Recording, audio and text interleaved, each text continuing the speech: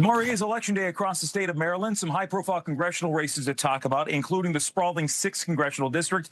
My guest tonight, one of the many candidates running on the Democratic side, he's Altamont Mark Wilkes, up late with me tonight here on the Final Five. Good to see you again. It's good to be seen, Jim. How are you? We're hanging in there. Obviously, this is the end for a lot of people of a long sprint to the finish here, a race, a sprint, however you want to call it. We talked with you 2 years ago. This seat was open 2 years ago. You were on the ballot last time. For people who might be hearing your name for the first time, who are you and why are you running?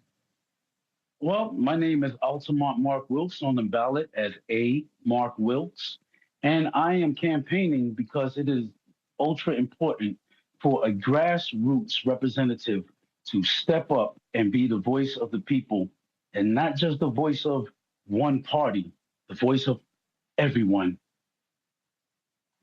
So when I met you last time around, you've talked a lot about your upbringing. You talked about growing up in public housing, owning a grocery store. You have a background that's different than a lot of politicians, and I think to say to compare you to a politician wouldn't necessarily be accurate because you've not held public office before. Well, not holding public office has actually been my advantage because look what we have.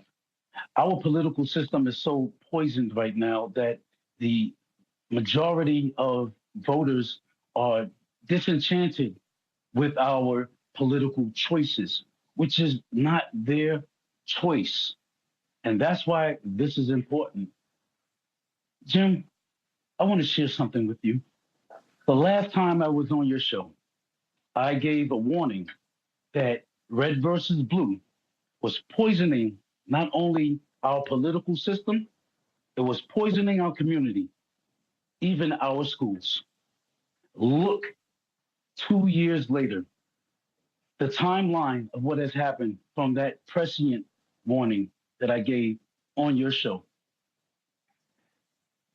Donald Trump's attempted assassination, the assassination of Charlie Kirk, and so many other people, and ICE, and this and that. We are tired of it. This is why it is important for an actual person, a regular person, to have a representation in the House of Representatives. You cannot represent the people if you're not one of them. When I talked with you in the past, you talked about the people who would encourage you to get involved in public service. And one of those people was the former Congressman David Trone, who's in this race here.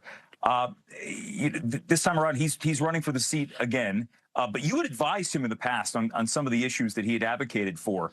So do you view him as, is he still an ally, or is he just another opponent in the race here? Well, let me say this. When I said that my advantage was not ever serving in office, my advantage was being an advisor to what is now the upper echelon of Maryland politicians. I have served as an advisor to the Comptroller, Peter Franchot.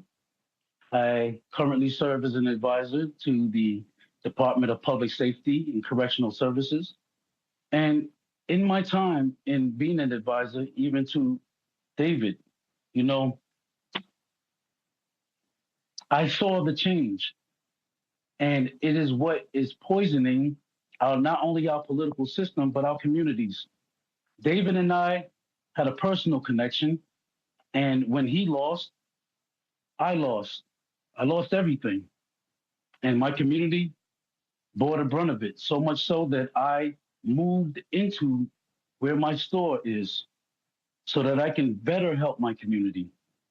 And this is the problem. The David Trone I knew then is not the David Trone I see now.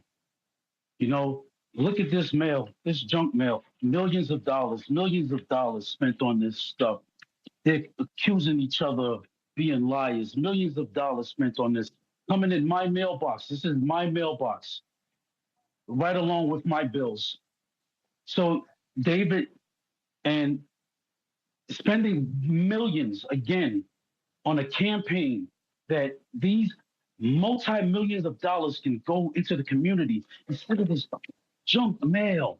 Instead of this junk mail, you know, it could go to help pay for bills and help build schools. Instead of this junk mail where they're calling each other liars, we're so tired of it.